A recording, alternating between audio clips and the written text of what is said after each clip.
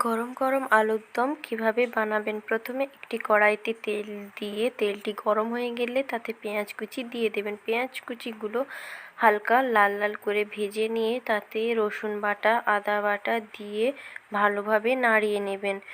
আদা বাটা ও রসুন বাটা একটু ভাজা হয়ে গেলে ওতে টমেটো কুচি দিয়ে টমেটো কুচিগুলো ভালো করে নাড়তে হবে।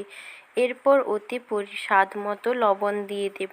লবণ দেওয়ার পর মশলাটি ভালো করে নাড়িয়ে ওতে লাল লঙ্কার গুঁড়ো, হলুদ গুঁড়ো, ধনে গুঁড়ো, জিরে গুঁড়ো সব কিছু মশলা দিয়ে ভালো করে নেড়ে নেব মশলাটিকে। মশলাটির গা থেকে তেল ছাড়তে শুরু করলে আগে থেকে সেদ্ধ করে রাখা আলুগুলি দিয়ে দেব।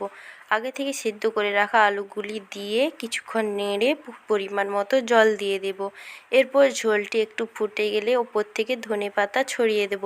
ছড়িয়ে দিয়ে নামিয়ে নিলেই তৈরি হয়ে যাবে গরম গরম আলুর দম। এটি আপনি রুটি, পরোটা সবের সাথে খেতে পারেন।